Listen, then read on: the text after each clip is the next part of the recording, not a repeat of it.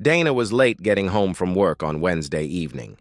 Troy, her husband, waited on her for dinner, but by 7 p.m., when she wasn't there, he gave up and ate some warmed-up leftovers. He was getting worried.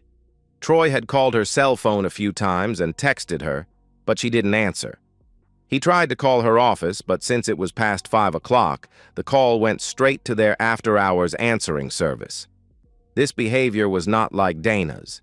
If she ever had to be late, she always let him know in advance, and she never failed to respond to calls or text messages. Something must be wrong. By 8 p.m., he was really growing concerned, so he climbed into his pickup and drove the 10 minutes to her office.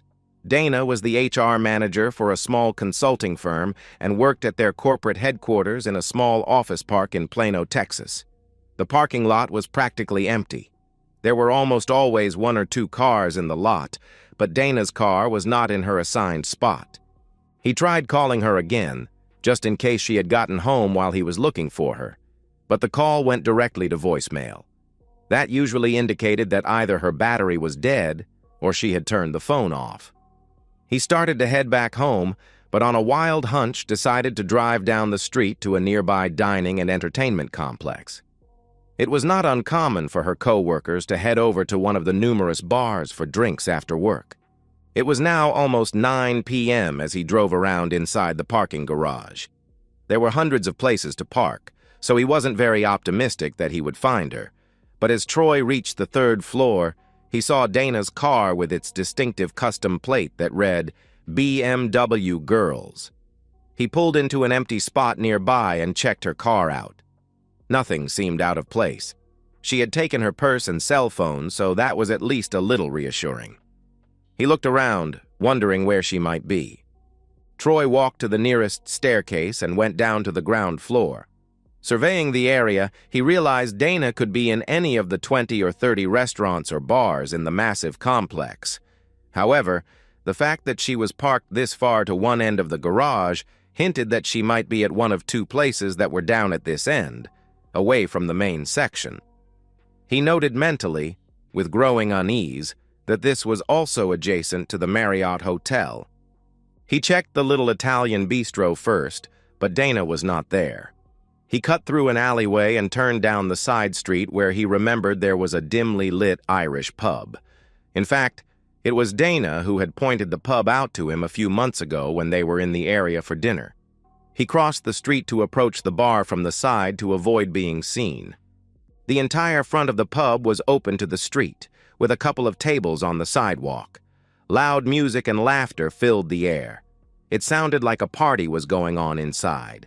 Troy knew the place got rowdy when the Premier League was active and during NFL games, but nothing was going on sports-wise to justify a crowd, so something else had to be happening.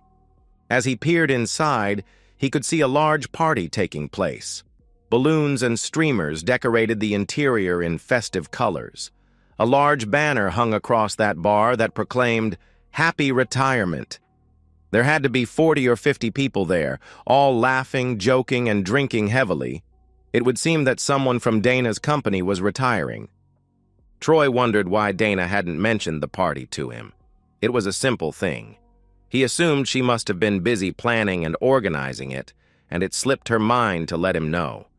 He felt relief, knowing she was safe, and was about to head back home when the crowd inside began chanting, "Speech! Speech! Speech!" He was curious to see who the party was for, so he hesitated and watched. That's when he first saw his wife. She looked happy, blissfully so, and drunk. She was standing near the front of the bar, facing the crowd and waving at them. Everyone quieted down, and Dana began to speak. "Thank you all so much for this party," she said, appearing to fight back tears. "I will miss you all terribly." What in the world is she talking about, Troy wondered. "The last 8 years working with you all have been wonderful," Dana continued. "But now it is time for me to enjoy my life for a change. I'll send you postcards from southern France once I get settled. You're all welcome to join us there anytime." Southern France? Us? Troy was dumbfounded. He felt a sickness in the pit of his stomach. He and Dana had always talked of one day retiring to the south of France, and here she was going there with someone else. "One last thing," Dana said, pausing to make sure everyone was paying close attention. She grabbed the hem of her sweater and lifted it in a bold, impulsive gesture, drawing gasps and laughter from the crowd as she revealed more than anyone expected. Everyone cheered wildly. She covered herself again, blushing beet red, then added, "Goodness, I've wanted to do that for 8 years. I'm no longer the HR manager, so I can do what I want." She turned to the man standing beside her, gently took his face in her hands, and kissed him deeply, holding it for what felt like forever as her co-workers erupted in cheers. The man was Dana's boss, Mitchell Fields, CEO, president, and recently divorced millionaire. It all came crystal clear to Troy at that moment. He turned and walked away, retrieved his car, and drove home. On the way, he called their 20-year-old daughter, Michelle, who was a junior at SMU. She answered right away. "Hi, Daddy," she said. "How are you?" "Did you know?" he asked. There was a pause. Michelle and Dana were closer than mother and daughter. They were best friends who spent much of their spare time together, shopping, going on spa retreats, and being each other's closest confidant. "Did I know what?" came Michelle's nervous response. "That your mother is unfaithful, has been seeing her boss behind my back, and is leaving me for the man." There was another longer pause. That was all the answer Troy needed. "Daddy," Michelle began, looking for the right words. "That's what I thought," Troy replied. "What have I done to deserve this?" "Daddy, it's not like that, really," Michelle stated. "You should talk to Mom." "Don't call me Daddy," Troy fired back bitterly. "I'm no longer your father. You betrayed me and chose her side in this. You're dead to me." Michelle cried out, "No! Daddy, please listen." "Listen? What can you possibly say to make me understand?" Troy demanded. "Your mother retired from her job without telling me. She's moving to southern France with her boss without saying a word to me." "What?" Michelle asked incredulously. "What are you talking about? Mom didn't tell me anything about this." "You didn't know she was being unfaithful with her boss?" "No, I swear. I thought you were talking about something else. I don't know anything about this. Are you sure?" "Yes, I'm absolutely sure. I saw her with him. I saw her at her retirement party 5 minutes ago. She told everyone she's moving to southern France, then kissed that man the way you kiss a lover, not a boss." "Dad," Michelle cried. "I swear I didn't know. I thought you found out about Daryl and Mom." "What? Daryl? Daryl who? What are you talking about?" "Oh no, Dad, I'm sorry." "I thought you knew." "Knew what?" I asked. "Remember the pool party we had back in June right after school got out?" "Yeah, of course," I replied. "Remember the guy I brought with me, Daryl?" "Yeah, the guy from the SMU football team," Troy replied. "What's that got to do with anything?" "Remember how you got really drunk and fell asleep by the fireplace on the back porch?" "Yeah," Troy replied. "Well, Daryl and I went skinny dipping, and he convinced Mom to join us. She was drunk and got too carried away. He was flirting with Mom, and she was responding. I got mad and made the mistake of going inside and leaving them alone for a few minutes. When I came back, I could tell that while I was gone, Mom was cheating with Daryl. I was furious, but she was drunk and swore she regretted it. She begged me not to tell you because she knew you would leave her. I didn't want you guys to get divorced, so I forgave her and never told you. That's why I stopped seeing Daryl and why Mom and I haven't been as close as we used to be." Troy struggled to process what his daughter had told him. Not only was Dana involved with her boss, but she'd also been with at least one other person. He felt sick. He was overcome with the feeling that everything he thought he knew about his wife was a lie. "Dad," Michelle called out. "Are you there?" "Yeah, I'm here," Troy replied. "I don't know what to believe anymore." "Daddy, I swear I didn't know anything about her and her boss," Michelle said. "If I had known about it, I would not have kept it from you." The thing with Daryl was bad, but she convinced me it was a mistake and the only time she'd ever been unfaithful. I believed her. But if what you say is true, she was lying to both of us. It's true. Do you have any proof? Michelle asked. No, Troy replied. What are you going to do? I don't know, Troy answered. I have no idea. If she divorces me, she'll ruin me. I'll have to sell the house and all our property. She'll get half of everything. The worst part is I started my business after we got married, so she's entitled to half of that too. Hell, I'll probably have to pay her support on top of everything. But why should you be punished for her behavior? Michelle asked. That's just the way divorces go, Michelle, Troy explained. Unless I can prove she is being unfaithful. But to do that, I would have to have clear and undeniable proof and be able to convince a judge to allow me to file for divorce on the grounds of adultery. Can't you sue her boss or his company for alienation of affection or sexual harassment or something? She asked. I don't think Texas allows alienation of affection suits, honey, Troy explained. And he didn't sexually harass me, so I can't sue them for that. Anyway, I don't think anybody harassed your mom. She seemed perfectly happy with how things turned out. So Mom hasn't told you anything yet? Michelle asked. Not a word. I only found out because she was so late getting home and she didn't tell me she would be. I got worried, so I went to look for her and found her at Patty's pub, having a retirement party in her honor. I wonder when she is planning to tell you, Michelle pondered. I don't know, Troy replied. She'll probably wait until the last possible minute so that I won't have a chance to do anything to interfere. What kind of proof would you need? Michelle asked. I don't know. Pictures, video, witnesses, maybe a confession, Troy replied. Daddy, Michelle said softly. Yes, baby? Troy asked. I have an idea. Troy's phone rang around 10:30 p.m. He and Michelle had finished talking an hour earlier, and he had been sitting in the dark, contemplating his life and what he might do. He let the phone ring a couple of times, sighed heavily, then answered. Yeah, he answered coldly. I'm sorry, Troy, his wife Dana slurred drunkenly. I got your messages. I thought I told you about the party tonight. I've been so busy getting it set up, I guess I forgot. Party? Troy asked, playing dumb. I wasn't sure if you were alive or dead in a ditch somewhere. Oh, baby, I'm sorry, Dana replied. Were you that worried? How can she call me baby and act so innocent? Troy wondered. Well, you always call or text if you're going to be late, he explained. So yeah, I was worried.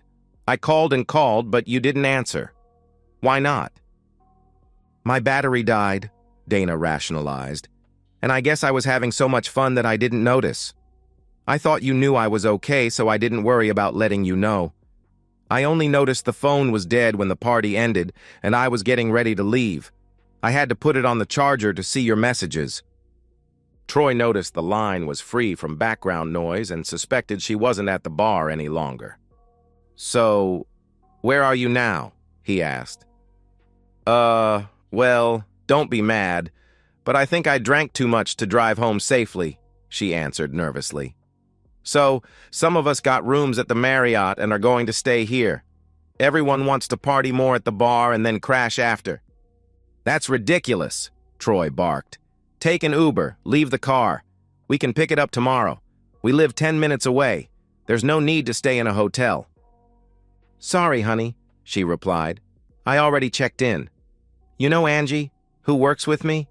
She didn't want to stay alone, so I'm sharing a room with her. Troy was furious because he suspected she wouldn't be spending the night with Angie. He also doubted she'd be getting much sleep. I'll come get you, he fired back. Get me? No, Dana replied. There's no need, I'll just stay here. Okay then, Troy gave up. What room are you in? What? What room are you in? Troy asked.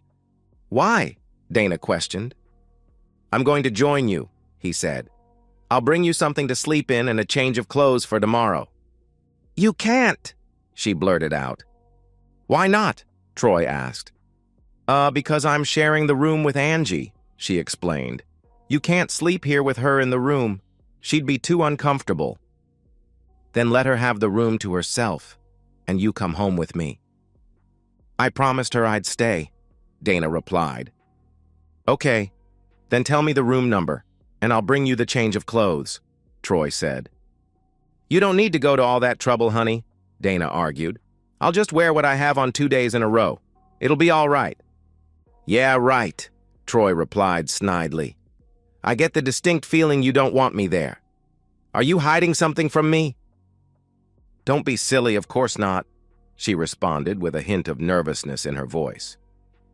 Look, for the first time in our marriage, you go to a work party and don't tell me. You don't answer your phone for hours. Then you tell me you're staying in a hotel 10 minutes from me and won't let me come see you. That's not normal behavior, and it is certainly not the behavior of a happily married woman. What's going on, Dana? Nothing's going on, she answered, but added nothing else. Troy waited, expecting more, but when Dana failed to explain, he pressed her harder. Are you being unfaithful? He asked, already sure of the answer. Don't be ridiculous, Dana replied. You think I'm having an affair with Angie? No, not with Angie, Troy corrected her, but maybe with someone else. I mean, how do I know you're really sharing the room with her anyway? It could be anyone. Some guy you picked up at the bar. Hell, it could be your boss for all I know. That's not even funny, Troy, Dana replied, sounding insulted. I'm going to hang up now. You're hiding something, Troy declared before she could hang up. I'm not hiding anything, Dana snapped back. I called to tell you what's going on. I told you everything. I'm not hiding a thing. Really? Because you still haven't told me your room number. Why not? Afraid I'll show up and intrude on your little rendezvous? I said I'm sorry for not telling you about the party. I apologized for not answering the phone. I couldn't help it, Troy. Sometimes things happen. Okay? Get over it. I'm not being unfaithful. One time I forget to tell you where I am, and you freak out. Do you trust me that little? Do you think our marriage means nothing to me? You're trying to deflect this on me, Dana, Troy told her. It isn't working. I didn't do anything wrong. You did. Don't act like a martyr. See, Dana exploded. This is exactly the kind of behavior that drives me nuts. You're so controlling and paranoid that you're smothering me. Smothering me, I tell you. I can't take it anymore. I need some time for me. You know, the one thing I've always told you I wouldn't tolerate in our marriage is unfaithfulness, Troy stated directly. I know. You've told me 1,000 times. It's just a stupid party. I'm drunk and I'm sleeping here. I'm not being unfaithful, but I'm not going to fight with you about it. They're waiting on me in the bar. Good night, Troy. Dana, he called out, but she hung up. Unfaithful woman. Troy stared at his phone, glowing in the darkness until the screen went blank, killing the only source of light.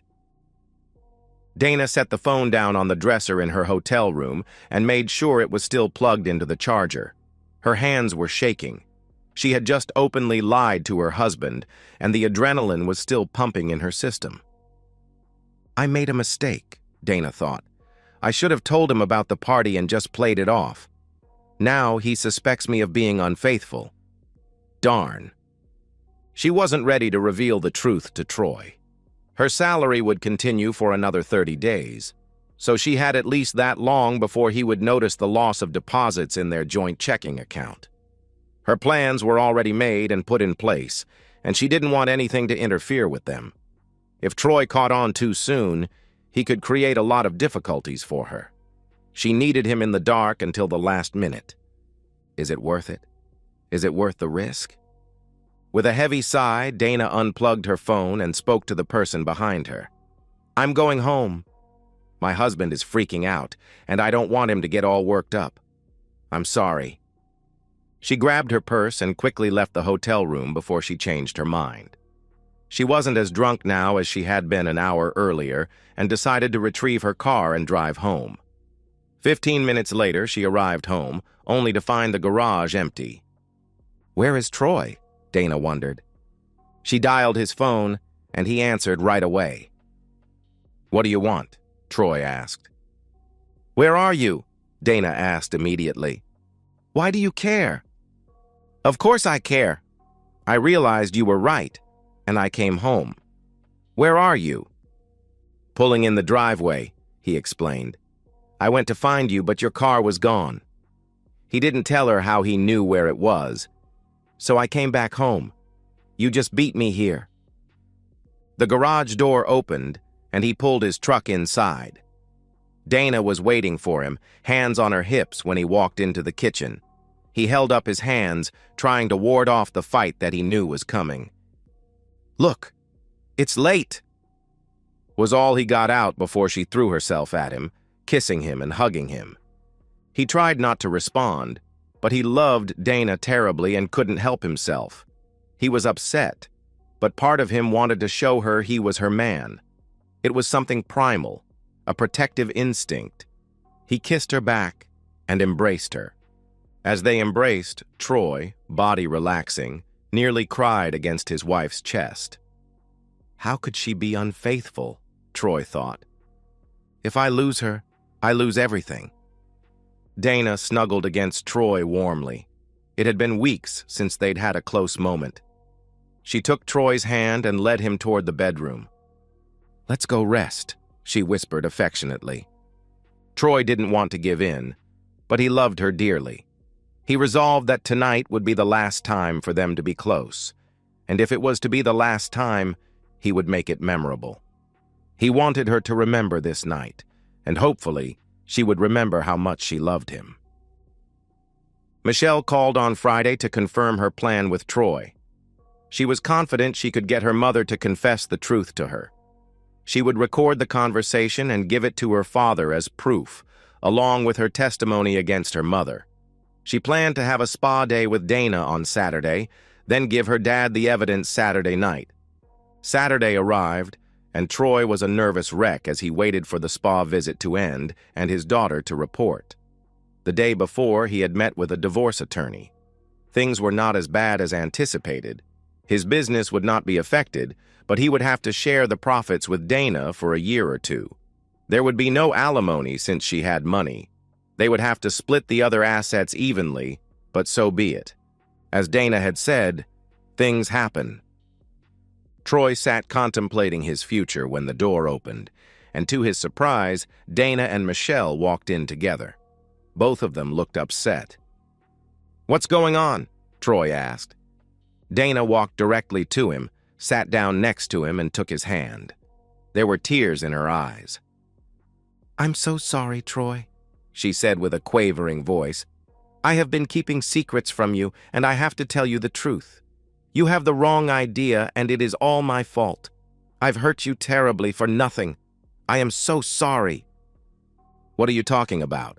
Troy asked, turning to look at his daughter. "I confronted her, Dad," Michelle explained, "and she told me everything. Let her explain, please. It is not what you think." Troy faced his wife again. "Okay, explain," he demanded. "I'm not being unfaithful with my boss, Troy," Dana said, trying to smile. "He is a nice man, and I love him dearly, but not in that way. I only love you. He's gay. That's why he divorced his wife. He came out and is now living openly with his partner." "I saw you kiss him," Troy challenged. Dana blushed and nodded. "Yeah, that was me being silly. I knew that was the only time I'd ever get to kiss him, so I did it. Knowing he's gay, I overdid it a bit. I'm sorry I did it, and I'm sorry you had to see it without knowing the context." "Like showing everyone at the bar?" Troy asked angrily. "Yeah, well, that was something impromptu," she explained. "Having been the HR manager all these years, I've had to be so straight-laced. You know my playful side. That just seemed like a way to let go.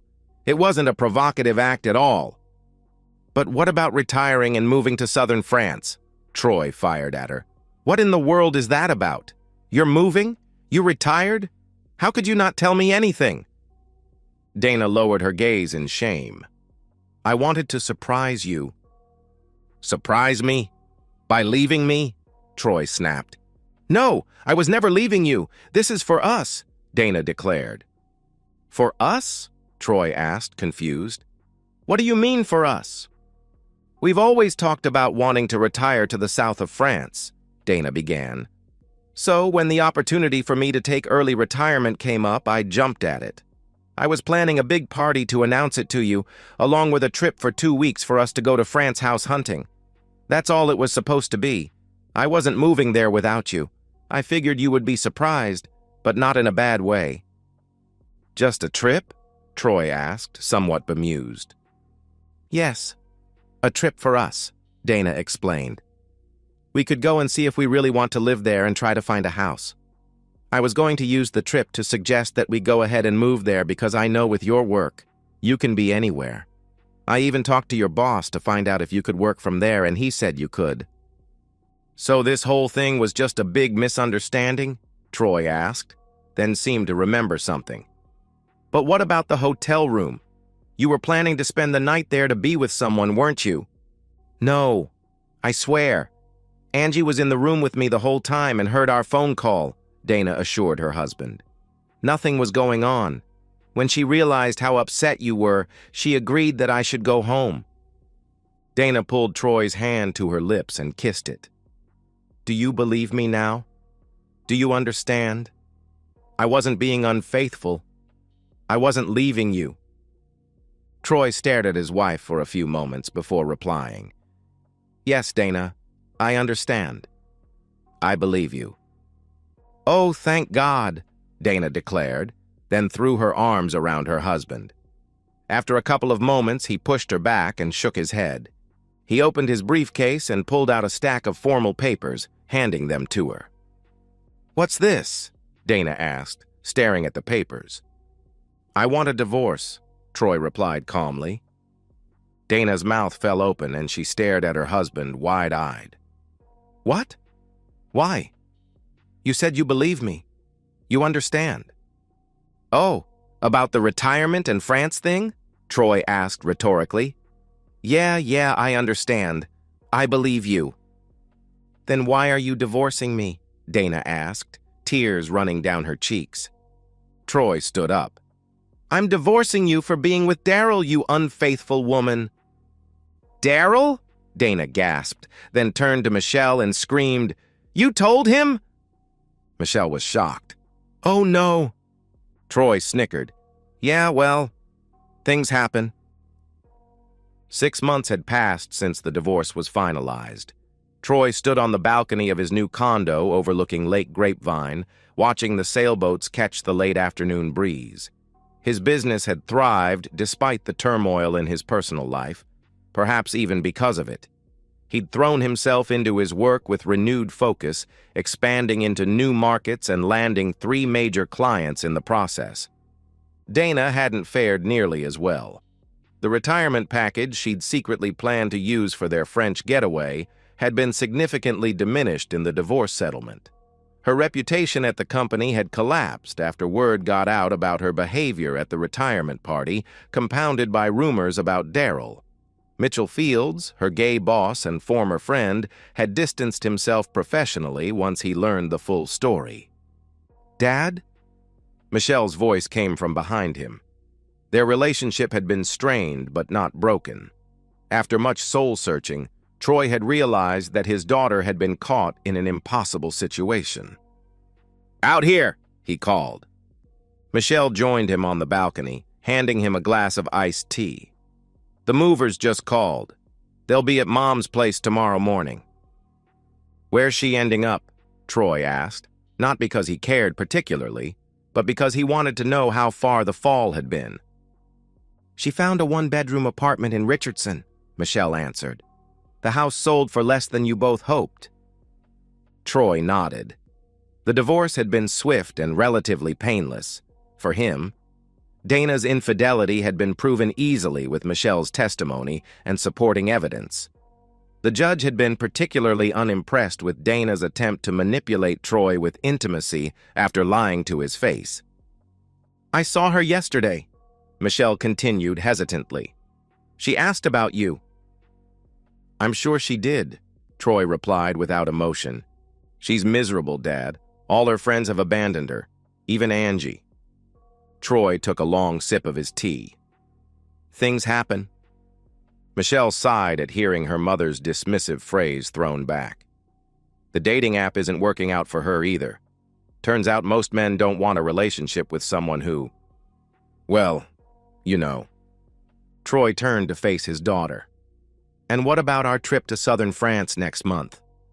Still want to go? Michelle's face brightened. Of course. I can't believe we're actually doing it. Just a vacation, Troy clarified. 2 weeks to see if we like it. Maybe look at a cottage by the Mediterranean. Mom always talked about retiring there, Michelle said, immediately regretting her words. Yes, she did, Troy acknowledged, his voice steady. But some dreams belong to the person who actually deserves them. As the sun dipped below the horizon, casting golden light across the lake, Troy felt a sense of peace he hadn't experienced in years.